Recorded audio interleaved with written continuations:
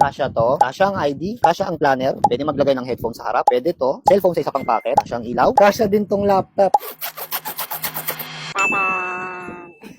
So, yun nga may nakita ko dito sa TikTok shop. Ito yung HT crossbody bag. Yung talagang kasya halos lahat. Pwede ka pang magdala ng t-shirt. Pwede mong dalhin yung laptop mo. Pwede mong dalhin yung mga planner mo. Pwede mo rin dalhin kahit anong notebook. Kaya mong dalhin kahit tablets, cellphones, kahit ilan pa yan, ID, anything, kasya dito. At ang kinaganda nito, waterproof siya. So, just in case na mabasa siya, hindi niya agad ma-absorb yung tubig. Rather, tatagos lang sa kanya yung tubig o lalabas. At syempre, hindi lang siya sa labas waterproof, pati sa loob. Kung mapapansin nyo, yung loob niya rin is waterproof. And sobrang handy nito. Number one din na napansin ko is yung zipper niya. Sobrang smooth. Isa rin to sa mga pinakahinahanap ko when it comes to bag, which is itong smooth yung kanyang zipper.